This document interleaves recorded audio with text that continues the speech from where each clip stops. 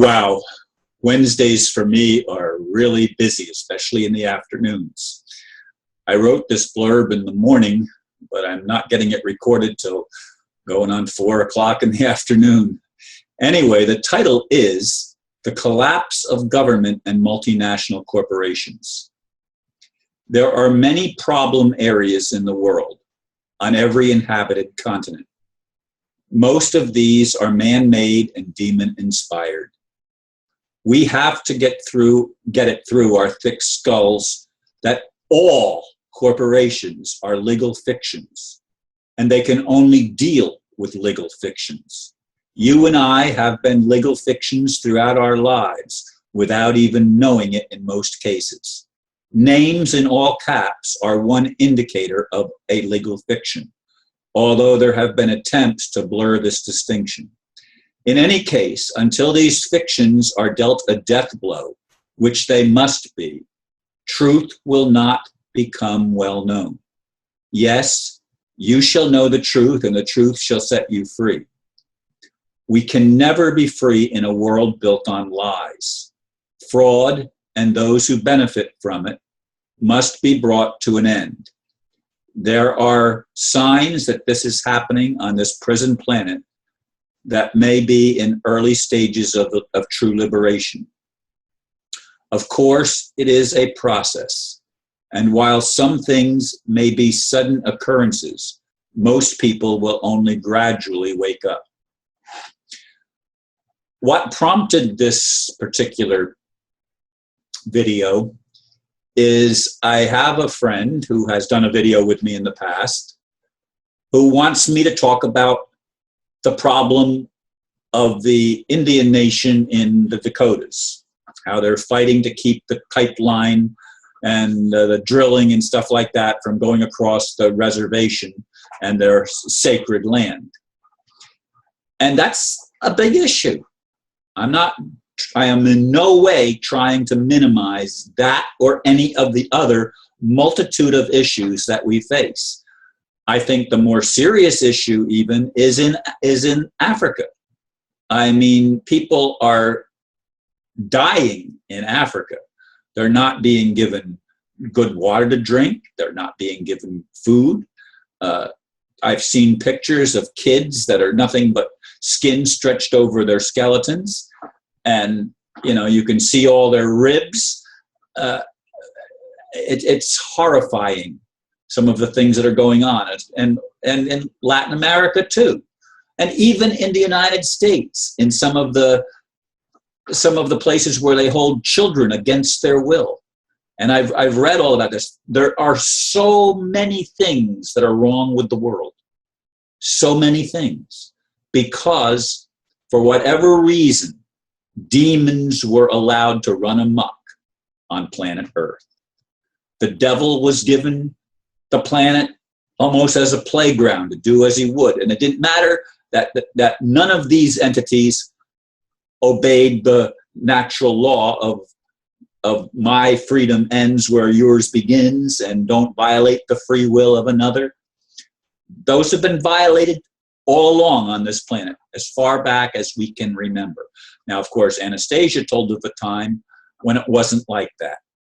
And was Anastasia telling the truth? I hold her in high esteem, as those of you who have been listening realize.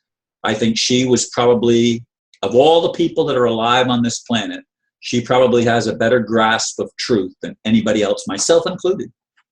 Because most of us have been brainwashed. She wasn't. She somehow was able to escape the brainwashing of society, and her grandfather and great-grandfather allowed her to learn from nature. And they observed her progress, and she became very, very powerful. We have a destiny to become powerful as well. But we can't do it with all cap names and all cap countries and all cap cities and all cap counties and all cap anything. Because all caps means it's a legal fiction. And if there's anything that needs to be driven home, it's the idea of legal fiction. because everything in our world that we've ever experienced, pretty much, is based on legal fiction. Our very identity, as I said in the blurb, is legal fiction. I didn't know about this for most of my life. I was unaware of it. Clueless, absolutely clueless. It was probably within the past 10 years, give or take, that I became aware of the idea of legal fictions. Probably a dozen years, maybe. I don't know exactly the exact pinpoint in time that I became aware of this. And probably when I first heard it, it sounded preposterous, as it would to most people. You know, the truth, we've had lies form our processes for such a long time that when the truth hits us, it sounds so preposterous, so absurd, that we don't want to believe it right out of the chute. And yet the very things that are going to liberate us from the deception is embracing truths that are at first very difficult to grasp, very difficult to even believe. And again, I don't like using the word believe, but I don't know a good alternative. And the reason I don't like using the word believe, as I've said in quite a few other videos, believe has a lie right in the middle of it, L-I-E. In English, of course. I don't know if that's true in other languages, probably not. But it's true in English. And English is the predominant language on the planet right now. It's the multinational language. People from all over the world that are educated learn English. When I talk to my friend Aristo, he's Greek, but he speaks perfect English. And other people that I've talked to that have actually been raised in other countries. I have a friend who's actually one of the night managers of the gym that I go to. He's from China, speaks perfect English. If you couldn't tell by the way he looks obviously Oriental, but he speaks perfect English. And English is the predominant language. And again, lie is in the middle of the word believe. So I'm not trying to get you to believe anything. We have to get beyond belief and know something. And I know there's a creator that made us. If there's not, then nothing else makes sense to me. I'm not going to argue with anybody. Some people still are trying to get me to argue the points. No, there's no point in arguing the points. All I'm doing is presenting the truth as I see it.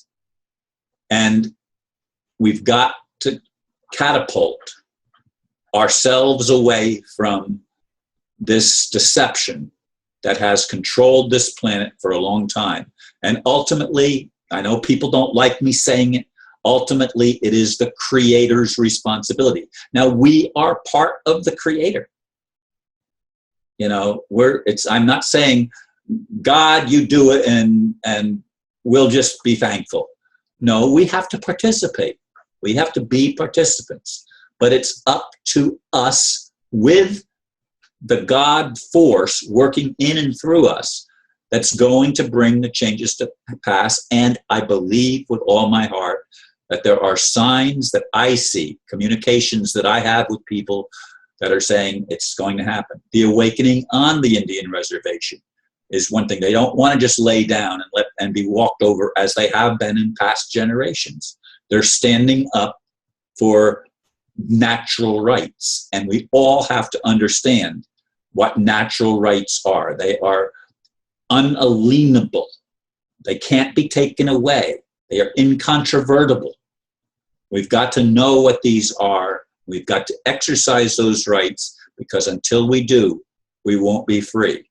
However, freedom is knocking on our door.